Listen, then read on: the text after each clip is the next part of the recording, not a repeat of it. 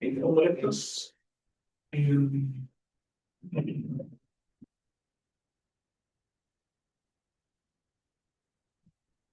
Ahí no vale. Entonces, sean todos y todas bienvenidos a esta nueva sesión de grado cero. El día de hoy tengo el legado de presentar a Benjamín Cuevas, que nos va a hablar sobre perturbaciones gravitacionales y simetrías de agujeros que tienen spin alto. Así que un aplauso para Benjamín. Solo por si acaso, el título hace referencia como a alta velocidad angular, no a hyperspeed. En algún momento se lo hizo. Bueno, partamos nomás y te voy contando qué significa cada una de las palabras del título. Primero, ¿por qué yo hablamos por la motivación acerca de por qué estudiar agujeros negros de alto momento angular, o sea, que estén rotando muy rápido?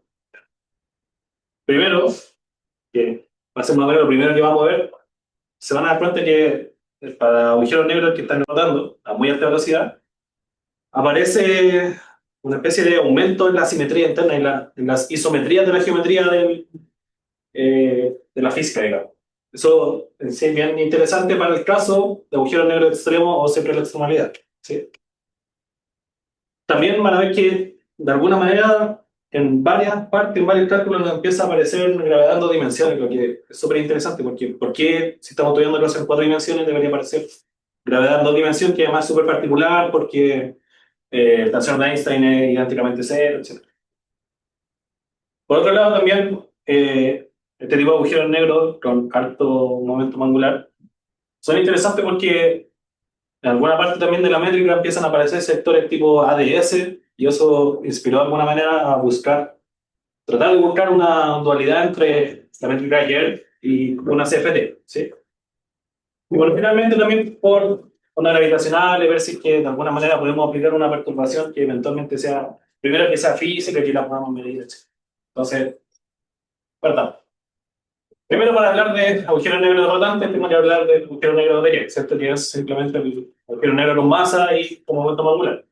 Tiene esta métrica fea donde se me mezclan la componente angular con el tiempo, ¿cierto? Acá, bueno, estas funciones tienen estas definiciones. Eh, Introduzco el parámetro A, que es el parámetro asociado a la rotación, donde J es el momento angular, M es la masa, entonces A va a ser la relación entre esas dos cosas. Y este agujero negro tiene dos horizontes de evento, digamos. Tiene un horizonte interno y uno externo, R menos y R más. ¿Verdad? Y de acá de esta fórmula para, o de esta expresión para el horizonte, ya vemos al tiro que el parámetro A tiene una cota máxima. ¿Sí? Básicamente, como todo esto está dentro de una raíz, yo necesito que la noción de horizonte me dé un número real. Si fuera imaginario, como que tendría una singularidad desnuda y tendría todo tipo de problemas. Eso quiere decir que el valor máximo de A es M, o sea, el momento angular máximo que permite la teoría de un agujero negro va a ser igual a la masa al cuadrado. ¿Sí? Vamos a decir que el agujero negro es extremo cuando A es igual a M. Y también va a ser interesante que Kerr tiene solo dos vectores de Killing, que son los dos vectores de Killing trivial, en la traslación temporal y en la rotación. ¿Sí? Ahora, ¿qué pasa cuando A es igual a M? Aparecen ciertos desafíos, ciertas cosas por lo menos incómodas. Primero, la órbita circular interna, ahora, digamos, en el agujero negro, se empieza a acercar a medida que se empieza a acercar al horizonte externo a medida que aumentamos la velocidad angular.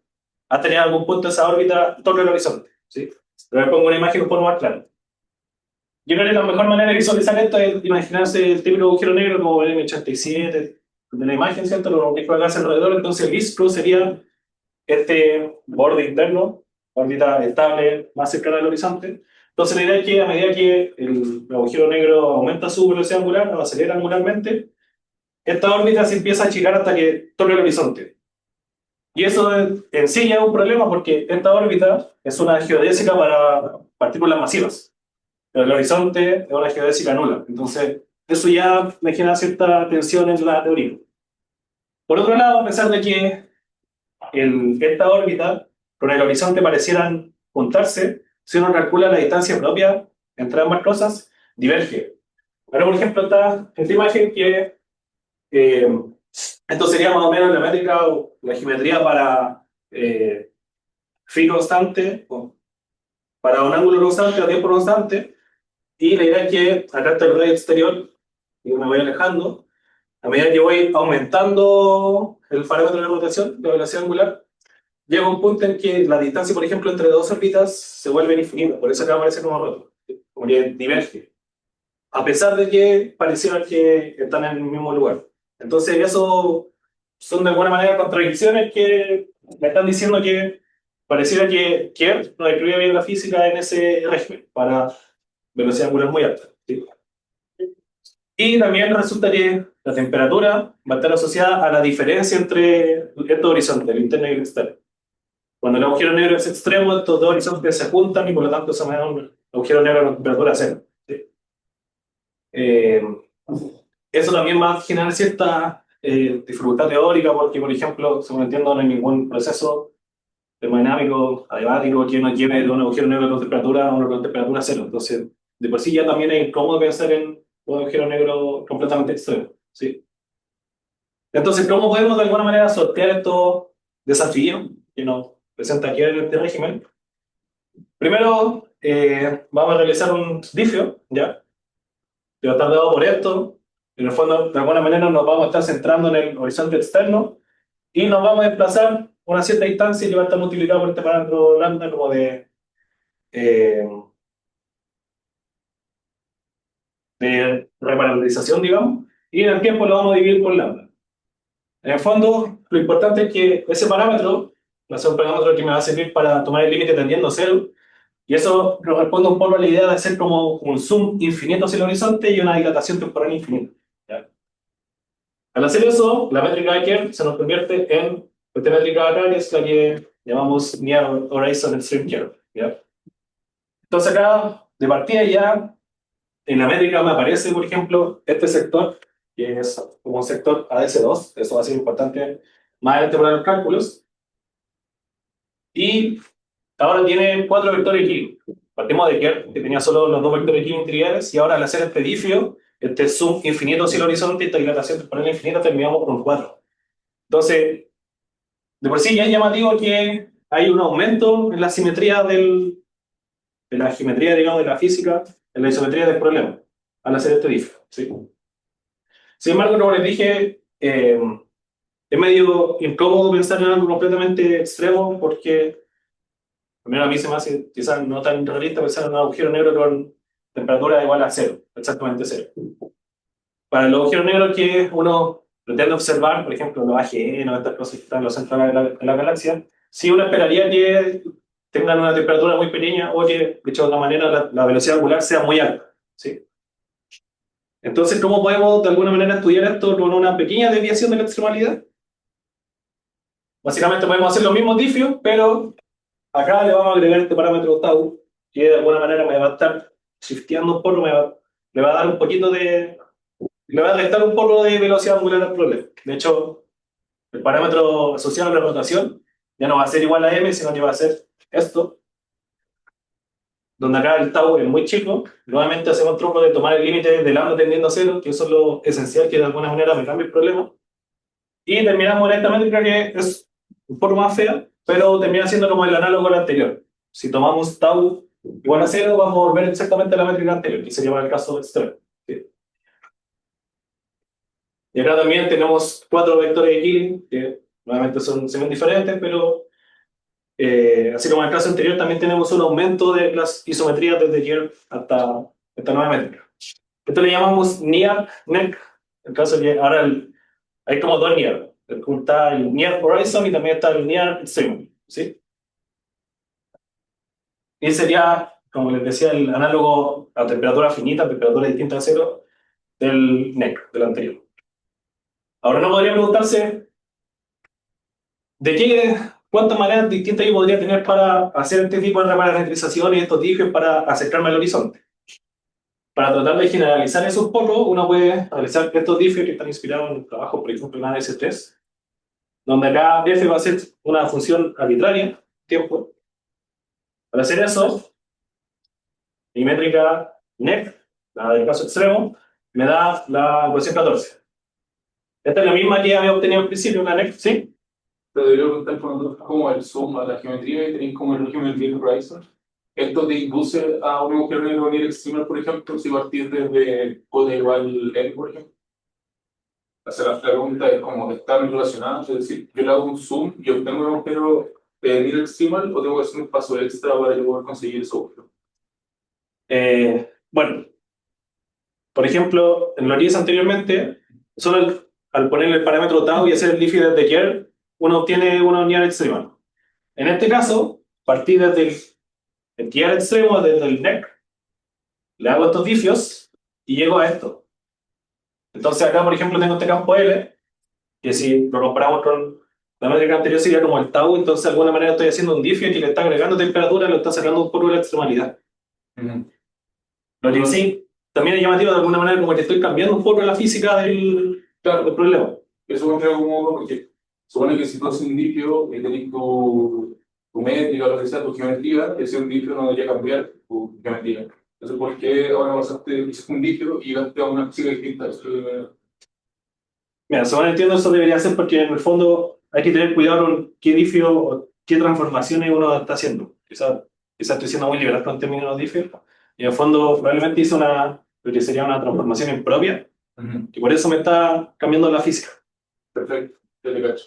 Y entonces, que L está ahí, el factor que le agrega temperatura. Claro, Ya. este L, este nuevo campo que llamé L, en el fondo es la derivada chorsiana de la función arbitraria que mencioné antes. Perfecto. Y por ejemplo, si es que uno busca una función arbitraria con tal que su chorsiana, su L sea cero, me voy a mantener en el caso extremo, en el NEC. De hecho, esta métrica le llamé Generalized Near NEC, precisamente porque me generaliza las diferentes formas de acercarme al horizonte gracias a ese campo L. Si es que yo eligiera una función como la que mencioné, esta es una función cuya chorsiana es cero, llego al NEC. Si es que yo elijo una función distinta, por ejemplo, una exponencial de un tau por t, voy a llegar a la que antes había llamado Near. Entonces, en el fondo, estos diffios medio extraños me permitieron, de alguna manera, generalizar las diferentes formas que yo podría tener para describir la física o la geometría cerca del horizonte. Ponte los vicios que hiciste para llegar a esta métrica, para tenerlo a eso. T, y eso, ¿de dónde vienen esas? O sea, no es que uno vaya caminando por la calle y se te ocurra. Claro, son súper inspirados. La verdad que me encontré en la referencia y en la referencia vi que estaban estudiando cosas en ADC3, a lo mismo no recuerdo bien. No es como que estaban buscando la vida parcial, ¿no? Sí, de alguna forma. Según entiendo, por ejemplo, estos dos eran los que ya se conocían en otros casos y tuvieron que adaptarlo un poco para el fin, para que apareciera la chorsiana y otras propiedades. No estoy seguro bien el cómo llegaron ahí, pero están en la literatura. Porque igual la pregunta de Felipe es bien atingente, o sea, es raro partir de una métrica extremal y que le haga en principio un dimorfismo y terminar una métrica que no es extremal. Sí, no, a priori pareciera no muy como natural. Hay algo raro ahí. Sí, Pero no era que estaba esta discusión de que en verdad esto no era difemorfismo. la normalización de transformación impropia. Pero una Sí. discusión porque introducía el parámetro lambda que pegaba ya cero, que hacía que la transformación no fuera. Cierto, sí, tienes razón. Lo que pasa es que, claro, de partida, lo que uno, lo que estoy haciendo desde el principio en sí, sí es cambiar la física, porque, por ejemplo, antes de estos diffs, cuando tomaba el límite, eso era una transformación que en el fondo no es invertible, porque una vez que tomé el límite, después no me puedo devolver. Eso sí. En este sentido, por ejemplo, acá la invertibilidad vendría dada porque tengo una función f arbitraria, entonces después que realizo el diffio, no me puedo devolver, así que efectivamente son transformaciones ordenadas súper inspiradas y en el fondo súper. O sea, lo que sí, es que esas transformaciones no van a la identidad de infinito. Eso es claro como el agua. Y eso evidentemente dice que no son, bueno, no son simetrías asintóticas, está claro. Claro. Pero aún así la propiedad extremal yo pensé que era más sagrada de alguna manera. Entonces, bueno, acá ya tenemos esta métrica que, como les dije, de alguna manera me generaliza las diferentes maneras que yo pudiera tener para describir la geometría, la física cerca del horizonte de un agujero negro cerca de la extremalidad. Ahora, si queremos estudiar la simetría de eso, podemos pensar en algún método un poco más covariante, entonces podemos escribir la misma métrica que estuve describiendo de una manera más general. Acá el lambda y el gamma y el teta van a ser estas funciones trigonométricas que estamos multiplicando afuera. Este gamma AB va a ser la métrica que de alguna manera me describe este subespacio en T y R. Por ejemplo, esto sería lo que se parecía a ADS2, ¿sí? Acá los índices latinos van a correr entre T y R, solamente. Y esta una forma va a ser, por ejemplo, lo que me mezclaba la parte temporal con la parte angular. Entonces, si yo tomo una métrica más general como esta y la enchufo, digamos, en la ecuación de Einstein, lo que me termina dando son dos, bueno, en verdad, tres ecuaciones. Hay una o un par que me restringen estas funciones, pero no me voy a concentrar mucho en eso porque las funciones lambda y gamma por ahora no son muy interesantes y en general son más o menos las mismas. Pero algo sí interesante es que para que esto satisfaga la ecuación de Einstein, necesito el tiro que esta métrica sea por lo menos localmente ADS. O sea, que este subespacio tenga un R igual a menos 2. Y por otro lado, que esta una forma a satisfaga, digamos, este campo satisfaga esta ecuación que sería un poco comparable como tener como el potencial eléctrico en dos dimensiones. Lo importante en el fondo es que yo necesito que esta parte sea por lo menos localmente ADS. ¿Sí? Entonces, si tratamos de pensar en variaciones de la métrica, uno puede pensar, tengo la derivada de Lie, ¿cierto? Debido a una relación. Vamos a tener eso, donde la variación en el fondo, acá los campos que me va a interesar variar van a ser el campo gamma, y sería esta métrica del subespacio TIR, y el campo A. ¿Sí? Si yo básicamente hago esto, lo coloco acá y le doy para adelante, voy a llegar a este set de ecuaciones, donde primero me doy cuenta que estos vectores de simetría no van a depender de la parte en phi de la parte angular. También tengo esta ecuación que al tiro de alguna manera me desacopla el subsector ADS2 con el resto de la geometría. Esto sería algo así como la variación de la métrica solo en ese subespacio. Sería como si el delta fuera cero, tendríamos la ecuación de Killing en ese subespacio. Y luego tenemos esta variación que me permite relacionar la métrica con lo que estoy buscando en el campo A.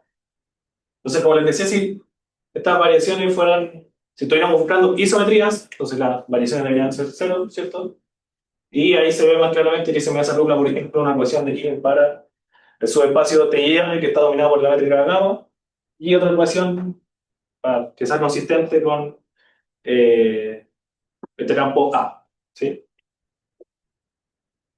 Ahora, lo interesante es que desde la ecuación de Killing en este subespacio dos dimensional, si uno piensa en un vector de Killing que de alguna manera provenga como de un potencial, digamos, como eso de ahí, encontramos al tiro la ecuación, la versión sin traza de la ecuación de J-T, la ecuación J-T. Entonces acá ya de alguna manera estoy relacionando esta ecuación que es válida para gravedad en dos dimensiones con solo las simetrías de una métrica tipo Near Horizon Extreme Curve, ¿sí?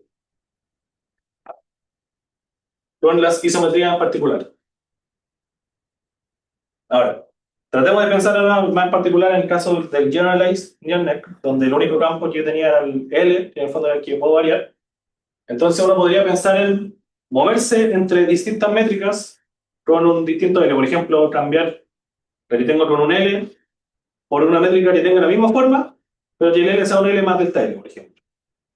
Pero en cambio, así en particular, uno va a encontrar que el vector de Killing tiene que tener más o menos esta forma, el vector de simetría, digamos, va a tener esta forma, donde el epsilon es una función arbitraria, y esa variación en el L tiene que cumplir con él, ¿sí?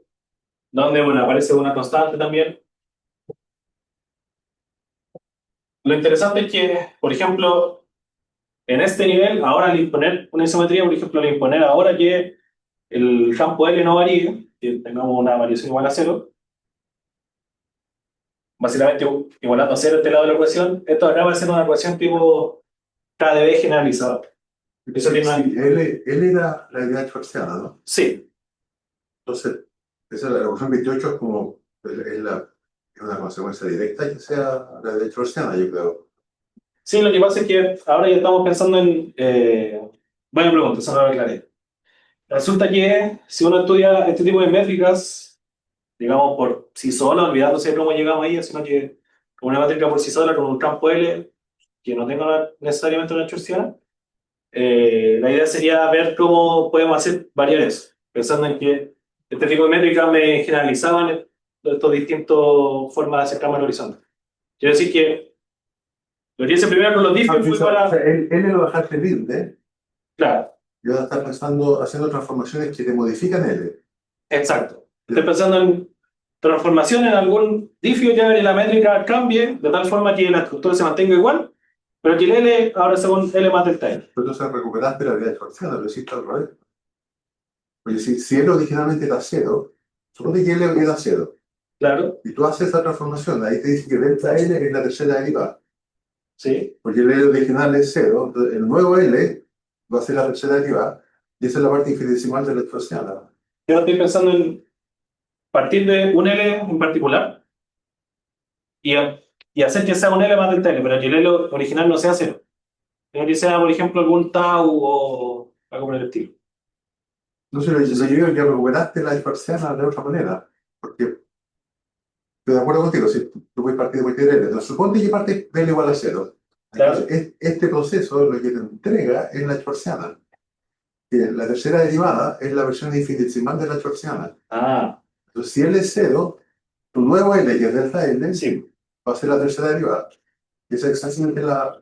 O sea, si tú iteras eso, lo llevas a recuperar en la dispersión.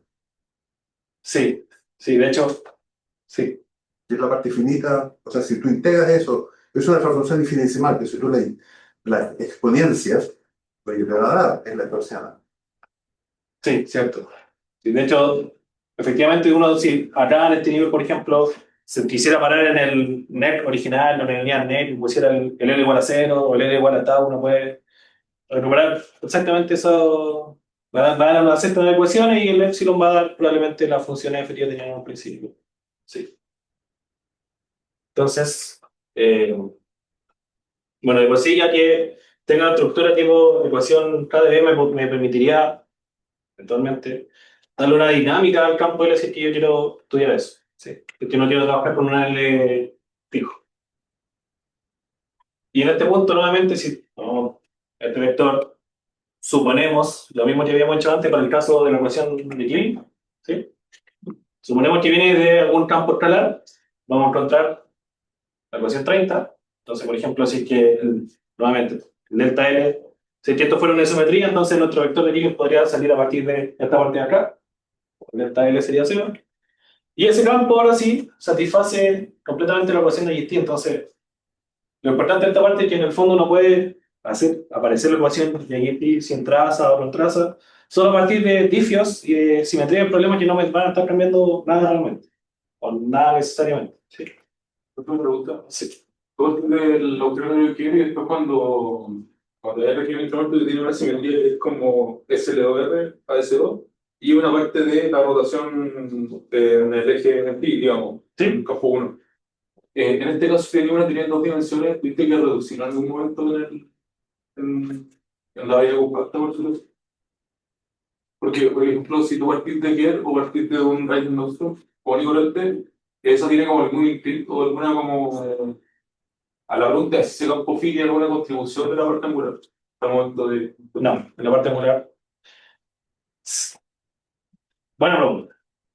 En realidad, sí, lo va a tener, gracias a que, bueno, si supongo esto para el campo vectorial, después, esto lo estoy suponiendo solo para la parte de las componentes TIR. Si es que eso viene de un free, yo en realidad tendría que volver a colocar todo eso en la ecuación y acá va a tener una cierta implicancia, acá me va a aparecer el free, la parte angular del vector de Killing sí va a depender de este campo escalar de una cierta manera particular. Perfecto. Entonces, en el fondo, tengo una dualidad, digamos, entre el campo escalar y el Killing. Básicamente, si tú me das un campo escalar que satisfaga esta ecuación, yo puedo reconstruir un vector de Killing para esa métrica, y ahora revés, pues si tengo un vector de Killing para esa métrica, puedo encontrar un campo escalar que satisfaga la ecuación de GT.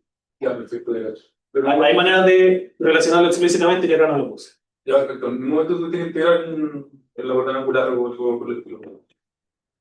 Me parece que no directamente. Ok, perfecto. Al menos nada tan avanzado como pensar en compactificar ni nada, sino que Ya, solo ver igualdades. ok, perfecto. Vale.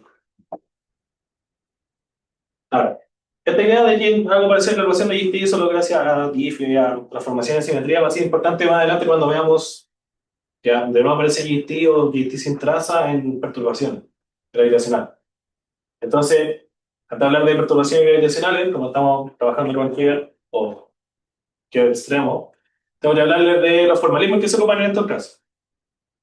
Pensamos que las perturbaciones para Keyer se estudiaron hace décadas, como probablemente mencionó Joel en su curso del año pasado. Entonces, en ese tiempo, básicamente no había Wolfram, entonces uno tenía que hacer todo esto a mano y era horrible pensar en una perturbación típica como esta. ¿Sí? Bueno, lo que haría hoy en día es pensar en un background, le sumo una perturbación, multiplicado por un parámetro que va a ser chiquitito y hay que calcular la ecuación de Einstein linealizada. ¿Ya? En vez de hacer eso, pensemos en variar el tensor de Weyl. ¿Por qué el Weyl en particular? Porque el Weyl, en la parte sin traza del tensor de Riemann, la ecuación de Einstein solo me pone constraint en la parte trazada del tensor de Riemann. Entonces el Weyl de alguna manera es como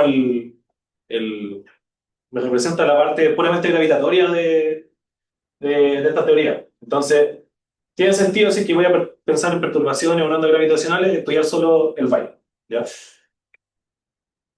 El formalismo Newman-Penrose consiste en que voy a pegar mi métrica, en este caso en 4 dimensiones, y la voy a descomponer en 4 combinaciones de 4 vectores. Estos son vectores nulos y satisfacen ciertas relaciones. Básicamente, solo una combinación entre ellos me va a dar 1 o menos 1. ¿Ya? Lo importante es que con estas letras, con estos vectores, uno construye los escalares de Weyl, que son unos invariantes. Y estos son útiles porque, como estamos pensando en eventualmente hacer perturbaciones al Weyl, lo mejor sería perturbar el escalar y no perturbar el Weyl completo. ¿Sí? Entonces, para pensar en perturbaciones gravitacionales, no vamos a pensar en esta métrica H que uno le agrega, sino que voy a pescar cualquier escalar y voy a pensar en una escalar en el background y una pequeña perturbación. ¿Sí? ¿Cómo puedo hacer eso? Bueno, Tolkowski por allá por los 70 se dio cuenta que básicamente cualquier perturbación a Kerr la puedo describir con esta ecuación horrible, donde S en verdad podría ser casi cualquier cosa, digamos, que uno le quisiera poner, por ejemplo, si quisiera pensar en algún neutrino, en fotones, por ejemplo, solo tengo que cambiar el spin y en este caso vamos a pensar en esta ecuación, pero para perturbaciones con spin igual a más o menos 2, donde la variación en el byte que me va a interesar va a ser por lo menos proporcional a al psi que aparece acá. Pero lo que sucede es que esta ecuación, la ecuación de Tolkowski, es solo para Kerr puro. Entonces, como nosotros vamos a estudiar Kerr extremo y central horizonte, tenemos que repetir este proceso de aplicar los difios y eso me va a cambiar la ecuación. Es una ecuación horrible, pero el punto es que se puede acomodar, hacer un análogo a la ecuación de Tolkowski para el caso lineal. Para el caso generalizado, esto no se puede por cosas de invertibilidad de la transformación de coordenadas.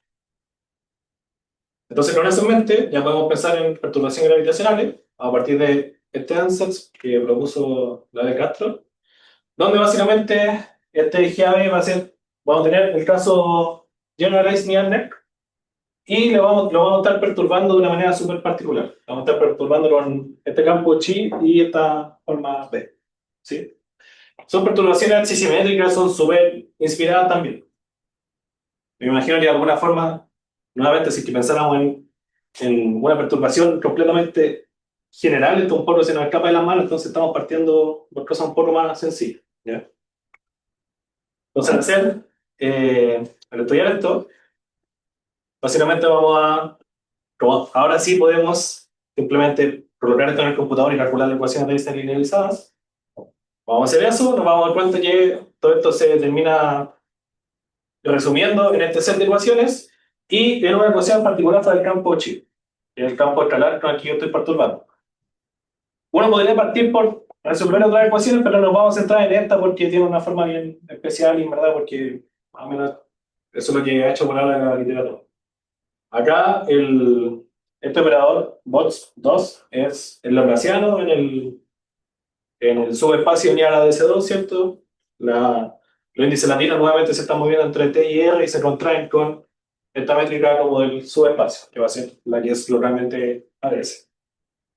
Entonces, bueno, básicamente uno toma esta ecuación tipo onda que me aparece para el campo escalar, uno hace separación de variables y en el fondo termina llegando a una ecuación que es solo, nuevamente, en el subespacio localmente ADS, y es una ecuación tipo onda donde tengo un box igual a una constante por el campo. Sin embargo, eso no es suficiente para decir, oh, encontré una onda gravitacional, encontré una perturbación realmente física. Porque nuevamente partimos desde un ansatz súper particular y súper inspirado, entonces nada me dice que ese ansatz sea realmente físico. Para confirmar que es algo físico, tengo que compararlo con el formalismo que conocemos, que es el formalismo Toll-Klosky. En particular, acá nos vamos a centrar en los escalares psi0 y psi4, porque como entiendo son los únicos que son distintos, van a ser distintos de cero en Kerr, y bueno, lejos, más que sean los únicos que son distintos de cero, en verdad están asociados con ondas como ingoing y outgoing.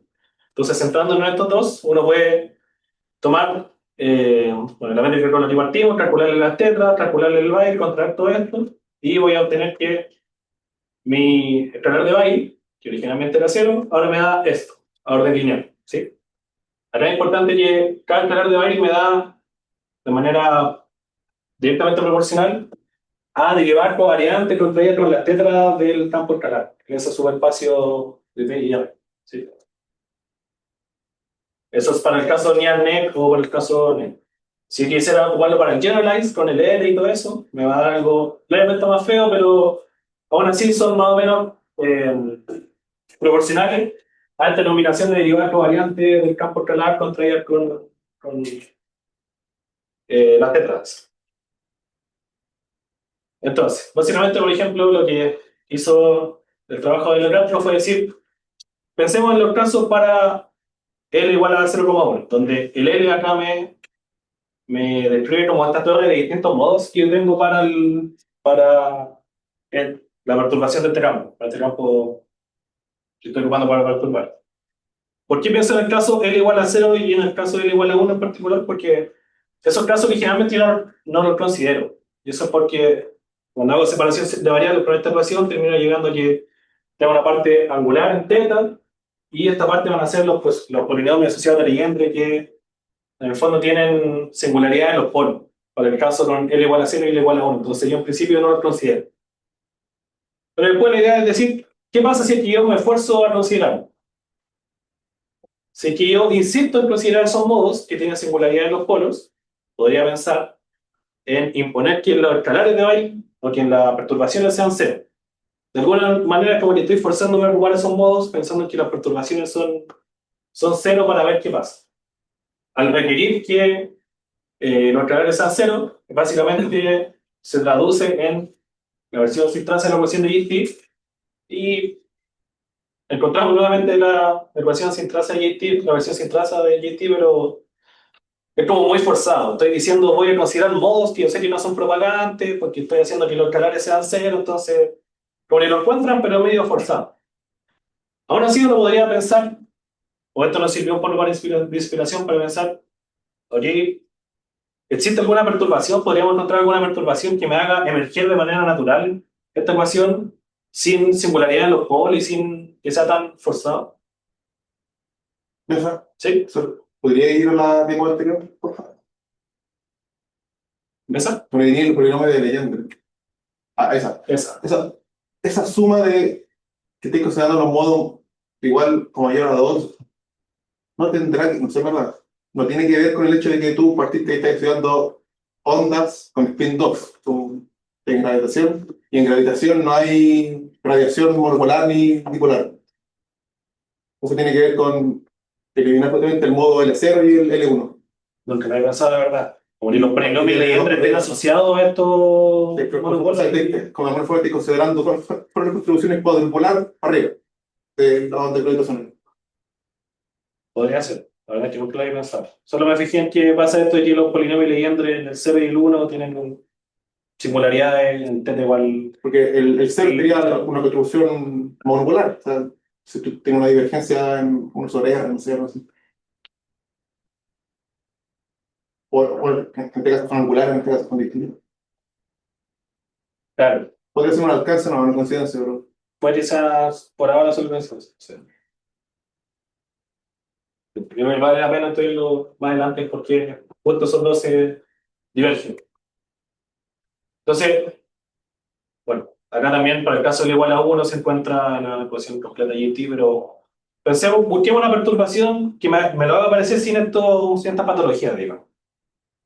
Al hacer eso, bueno, partimos por el ansatz que propuso Marcela Cárdenas, donde realmente tenemos la misma forma de la métrica, solo que cambiamos ciertas cosas. Por ejemplo, acá este subespacio va a ser nuevamente el caso con el del Generalized Neural Net, o sea, en el campo L, pero lo vamos a estar perturbando de manera súper especial con estas cosas de acá, donde al final del día todo depende de solo el campo psi, este campo psi de T, ¿sí?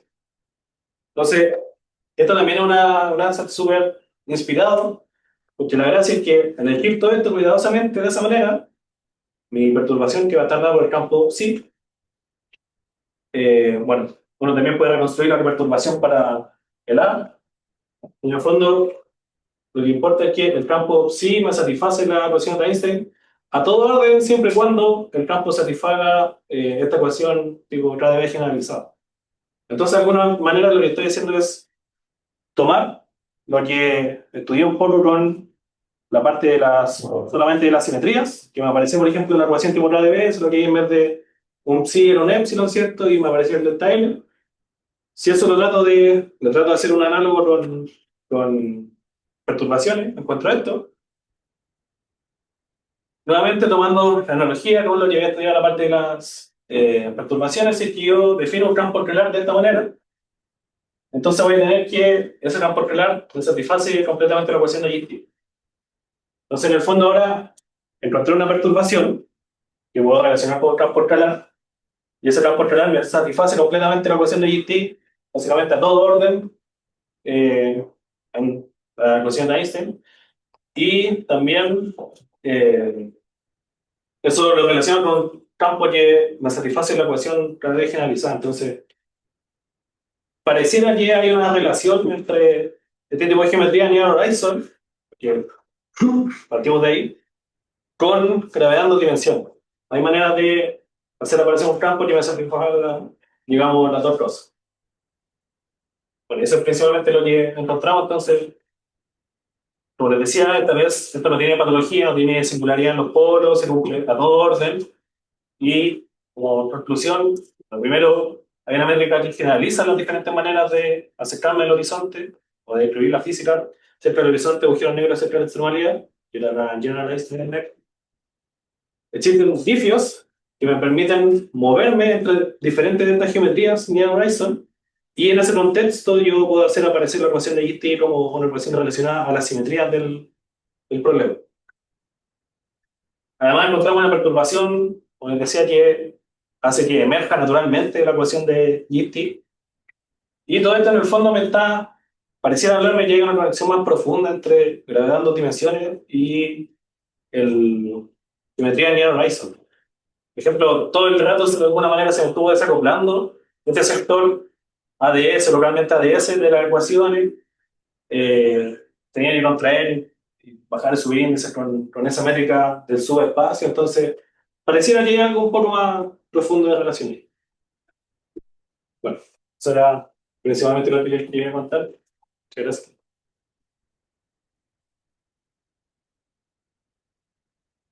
¿No tenemos tiempo para preguntas? Kerr CFT. No. Yo creo que, chicos, la métrica con la que partiste la obtuviste de resolver la ecuación de movimiento. Y la parte de la geometría de un principio de una acción. ¿Esta? Sí. ¿Cuál era la pregunta? Disculpa? No, todavía no es la pregunta. Ah, ya. No entiendo. Que esa métrica se tiene de resolver la ecuación de movimiento de que viene de tu acción. ¿Cierto? En este caso, en ningún momento lanzó una acción. Ah, bueno, esa es mi pregunta. Así que, Digamos la parte de la acción. sí. En el fondo, de la acción uno considera una métrica general, así que porque tendría que ocupar la acción de Einstein-Hilbert. Eso me va a dar la ecuación de Einstein para la métrica general, y si esta es la métrica, entonces tiene que satisfacer la ecuación de Einstein, que supongo que es un poco la misma idea. No sé si o te refieres como a tomar Einstein-Hilbert y meter explícitamente esta métrica y variar con respecto a los campos. No, mi pregunta iba más porque ahí obtuviste unas nuevas ecuaciones, como en este espacio de 2 dimensiones, Sí. que supongo que también existirá alguna acción que las pueda reproducir. Entonces, si hay alguna manera de pasar de esta acción más grande a la acción más chica, Ah, sin tocar la ecuación de movimiento. claro. Entonces, si te metiste por ese lado. No. Sería algo así como pensar en una acción que tenga explícitamente, por ejemplo, acá el A y el gamma, y no una métrica, por ejemplo. O, Claro, pero sí, no se me ocurrió tampoco. que cuando hay simetría esférica es un poco más directo que cuando está ese factor ahí. Sí, para mí no solo simetría acción. Oye, o sea, teniste gamas de esta que pondera un poco la parte de la segunda círculo que está ahí como de la coordenada en phi, digamos. En esa geometría tenéis este gamma de theta. Bueno, en el caso de una simetría esférica como tal, una S2, el factor que está adelante como que uno lo identifica siempre como el dilatón, como el campo dilatón. En ese caso, el dilatón cuando está en extremidad tiene un valor constante, digamos, entonces tenéis como un radio fijo, por decirlo así, y hay un fixed point. En este caso, eso implica como un teta fijo, por ejemplo, si tenéis extremidad, te fija alguna coordenada angular. No debería para nada, porque eh, esto es extremo, como digamos, en 4 dimensiones, y por lo tanto con teta cualquiera. Entonces, eso en principio no va a fijar para nada en teta. Quizás lo más parecido que podría hacer es como tomar un teta fijo y que acá para teta constante, por ejemplo, aparezca algo así como un wrap, ADS3, pero no creo que debería aparecer un diletón más que nada por este factor de acá, que me está mezclando coordenadas. Claro, claro. Lo otro sería, por ejemplo, pensar en algún teta en particular que me haga que el gamma sea cero, pero por la forma que tiene el gamma, si no me equivoco, eso no pasa. El gamma es no esta cuestión de acá. Ah, sí, pues bueno, los polos, pero Hay como un juego, porque lo que dice, por ejemplo, del radio va a adquirir obviamente el valor del horizonte evento del RH, y ahí como que voy a identificar el dilatón o el fino, puede ser la claro, duda. Entonces, esa es la pregunta, si es que la extremidad te ponía una condición sobre el. no. No, ok. Bueno, Una recta. Con una recta, pero a la prueba, puede pasar. Bueno, eso. ¿Alguna otra pregunta? No sé, antes un aplauso a Jaime.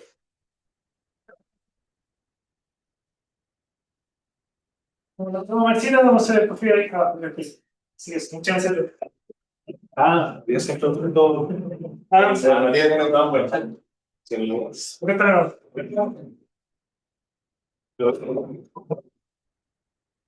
¿Te perdí un mes?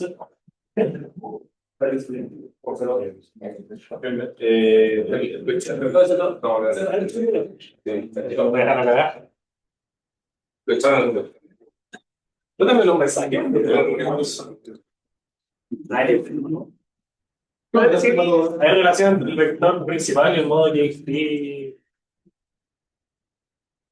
El vector principal es el vector como el vector de Pi.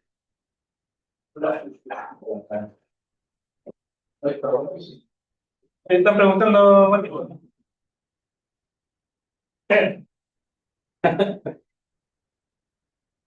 El crítico al pi, ¿qué va a hacerse? si los polos tienen como tendré como el PADS2. Pero eso, la prueba podría no ser un problema. ¿No? Cuando Bueno, estamos hablando con lo que cuando tenía derechamente debería haber una relación entre los como cuando tenía vectores Killing y los modos Yin. Como en el campo, que esa diferencia no lo puede ser acá no puse la expresión explícita, pero uno puede reconstruir el campo vector de Killing a partir de campo escalar. que tenía que usar dos parches. Dijo que ya él conocía Y aparece el palabra de Pues así está el. aparece